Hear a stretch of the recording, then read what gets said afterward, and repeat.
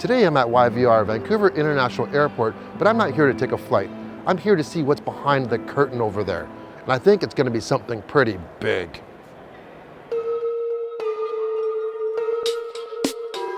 "2017 is Canada's 150th anniversary and Air Canada's 80th birthday as well.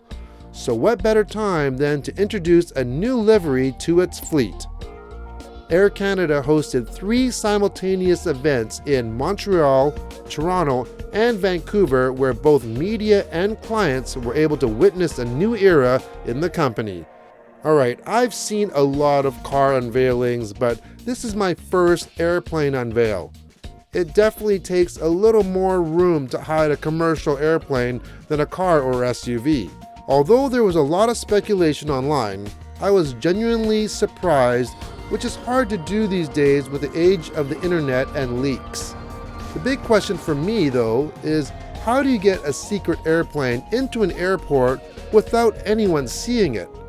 All the airplanes were actually painted in the United States at a very remote location, which I can't disclose, obviously, that's why it's a secret. And then we flew the airplanes at night to Toronto, Vancouver, and Montreal respectively, but we also had them covered up a little bit, so you couldn't really tell what it was. And as soon as the airplane got here, we moved the airplane into the hangar. But it was a lot of work by everybody to keep it a secret. And especially when you see our airplanes flying to destinations they normally don't fly to. You know, people look at flight tracker and stuff like that. But I think we kept it a secret. I didn't see any leaks, so we're very excited about that. To me, it looks a little retro. What was the inspiration behind this? Well, I think it kind of shows a little bit of the history of Air Canada. When you look at the different elements of the new livery, it goes back in history. It certainly showcases the rondelle. You know, in the last several years, we've always had the maple leaf, and then many years before that, we had the rondelle. So we're bringing the rondelle back. It's a beautiful, beautiful tail, and uniquely, the rondelle is also on the belly of the airplane. So when you see the aircraft flying over and you look up, you see the dark belly and the rondelle with it, which is a great contrast, and it really highlights, Air Canada. Some people might think, why so much black? Well, the reason for the black, it's a great contrast to the white. So it picks up on the white, the dark engine nacelles, the dark belly, and then of course we have the red maple leaf, the rondelle back there. So these are all complementing but also contrasting colors. And if you look back again on the history of Air Canada, all of these colors were there at one point in time.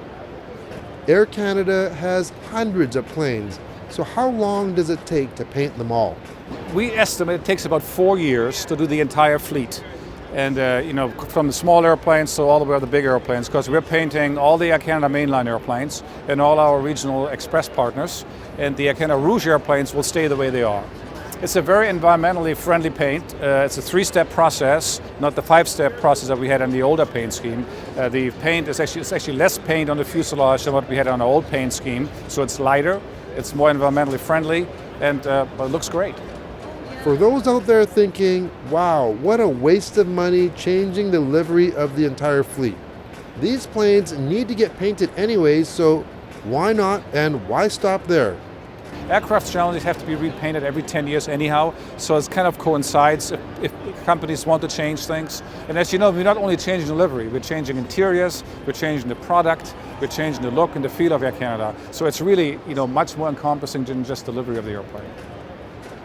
This is a big day for us. It's a real milestone, and the new uniforms plus the new livery, as well as a number of new products, really signal a big step forward for Air Canada. Well, they're completely different. They've become much more modern. They're sort of urban chic. They are very complementary to the livery and the exteriors you're seeing on the aircraft.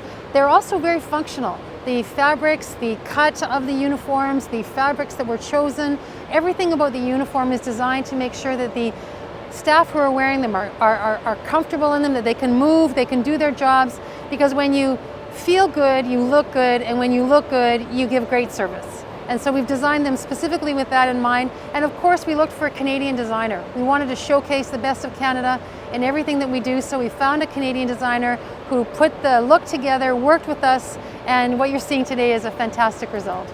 What you can expect as a customer from Air Canada is, we really want to be a global champion. We are already, the best North American airline in North America, and we're going to continue on that path. I think you'll see an improved product. I think you look at our new business class, it's second to none. Our premium economy cabin is second to none. I think our onboard service, our offerings are second to none. Our network has expanded tremendously over the last 4 years. We added new international destinations, new transporter destinations. So I think not only for Canadians, but also for Americans and people from Europe and Asia, we are, I think, the most efficient and I think the best airline to connect continents. If you don't like the look, don't worry, it'll change in another 10 years. For me though, I think I like it. If you like the video, hit the thumbs up, and if you want to see more everyday reviews, hit the subscribe button. Thanks for watching.